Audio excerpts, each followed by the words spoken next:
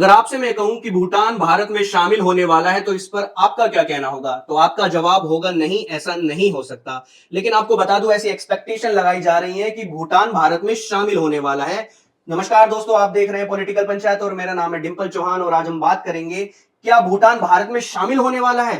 तो आपको बता दूं, आजादी के बाद यानी 1947 के बाद भारत के पास पूरा पूरा मौका था भूटान को अपना हिस्सा बना ले, लेकिन शायद नेहरू जी ऐसा नहीं चाहते थे। लेकिन आज भारत भूटान के रिश्ते काफी बढ़ चुके हैं और वहां के प्रधानमंत्री शेरिंग तोब्गे ने पीएम नरेंद्र मोदी को अपना बड़ा भाई और साथ ही मेंटोर भी माना है और इनका यह भी कहना है कि भारत ने भूटान को ग्रो किया है, उनको मोल्ड करने में मदद की है। साथ ही साल के शुरू में ही भूटान के प्रधानमंत्री शेरिंग तोब्गे, आप स्क्रीन पर देख रहे होंगे, इन्होंने दर्जनों बार भारत का दौरा भी किया है और इसी के बाद से ही ऐसी एक्सपेक्टेशन लगाई जा रही है।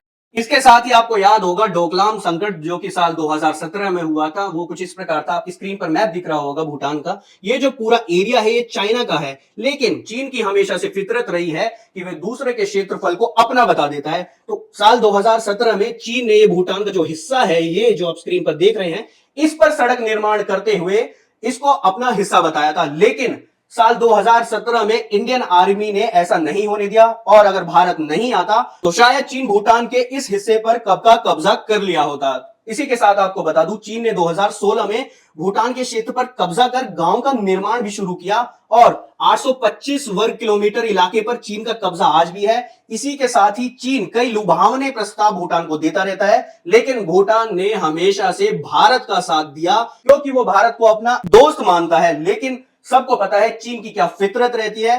तो इसी के साथ हम बात करेंगे सिक्किम की भी। सिक्किम की तरह भूटान होगा भारत में विलय? ऐसे सवाल इसलिए भी उठ रहे हैं क्योंकि जिस प्रकार से सिक्किम की हालत हुआ करती थी उसी प्रकार की हालत अब भूटान की भी है, क्योंकि चीन बहुत प्रेशर डाल रहा है भूटान पर। और अगर हम बात करें सिक्किम की, तो सिक्किम भी कभी भूटान जैसे स्वतंत्र देश हुआ करता था। सिक्किम के लोगों ने भारत में शामिल हो जाने के पक्ष में मतदान किया। आपको बता दूं 97% लोगों ने कहा कि हमको भारत में शामिल होना है। साथ ही प्रधानमंत्री इंदिरा गांधी के प्रयासों से सिक्किम का भारत में विलय हुआ और साल 1975 को सिक्किम को भारत का 22वां राज्य घोषित भी किया। साथ ही आपको बता दूं 1975 में 22वां राज्य घोषित तो हुआ, लेकिन चीन ने साल 2003 में सिक्किम को भारत के राज्य के रूप में मान्यता दी थी। साथ ही अगर बात करें भूटान की, तो भूटान शुरू से स्वतंत्र देश रहा है और साल 1949 में भारत भूटान के बीच फ्रेंडशिप ट्रीटी भी साइन हुआ, जिसमें भूटान की रक्षा और विदेश नीति में भारत का दखल रहा। अगर बात करें, भूटान केवल भारत के लिए एक पड़ोसी देश नहीं बल्कि एक शील्ड की तरह काम करता है। आपको समझा दूं एग्जांपल के तौर पर, आप स्क्रीन पर देख रहे होंगे ये पूरा एरिया जो है ये भूटान है और ये भारत के अगर क्षेत्रफल की बात करें तो भारत के कई राज्यों से छोटा भी है। और ये जो भूटान है बफर स्टेट की तरह काम करता है चाइना और इंडिया के बीच, यानी चाइना और इंडिया के बीच एक दीवार की तरह ये काम करता है। इसी कारण से चीन भूटान को अपने क्षेत्रफल में लाना चाहता है, लेकिन भूटान ने हमेशा से भारत का साथ दिया है। लेकिन जो ये दावा है भूटान भारत का हिस्सा बनेगा, ऐसा हम क्यों कर रहे हैं आपको बता दूं।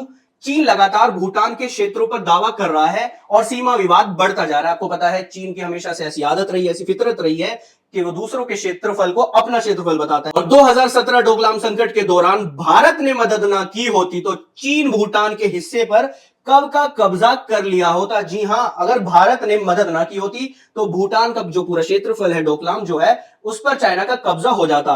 साथ ही भारत को भूटान की आर्थिक रीढ़ भी माना जाता है क्योंकि भारत ने भूटान पर भारी निवेश भी किया है। फॉर एग्जांपल, भारत ने भूटान में 1000 करोड़ रुपए की रेलवे परियोजना का वित्त पोषण किया और जो असम के कोकराझार को भूटान के गेलुफू से जोड़ेगी। साथ ही आप स्क्रीन पर देख पा रहे होंगे ये कुछ न्यूज आर्टिकल्स हैं जहां पर भारत ने भूटान में निवेश किया, इन्वेस्टमेंट किया है। आप देख सकते हैं टूरिज्म पर भी बहुत ज्यादा इन्वेस्टमेंट भारत के द्वारा हुआ है। साथ ही शिक्षा, स्वास्थ्य, ऊर्जा और कृषि पर भारत ने भूटान में कई एक्सपेक्ट्स में देखा जाए तो निवेश किया है। तो ऐसा क्यों नहीं होगा कि भूटान भारत में शामिल होना चाहेगा।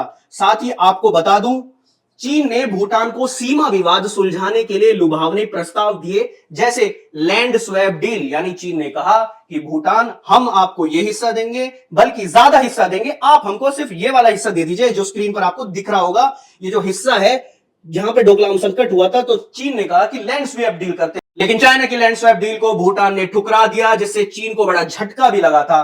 सिक्किम की तरफ भूटान के लोग भी मानते हैं भारत में जुड़ने से अर्थव्यवस्था और विकास में तेजी आएगी। आप स्क्रीन पर देख सकते हैं, कुछ लोगों के कमेंट्स भी हैं।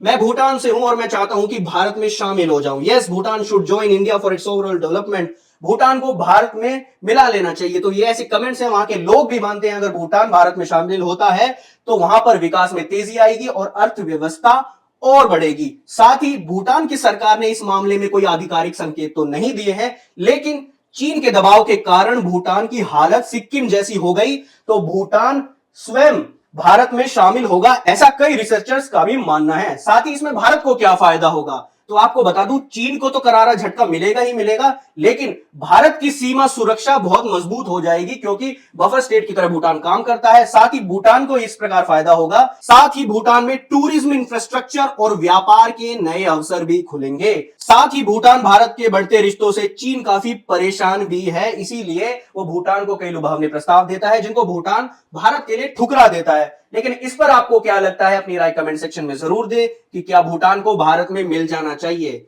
और ऐसी ही तमाम बड़ी खबरों को देखने के लिए देखते रहिए पॉलिटिकल पंचायत।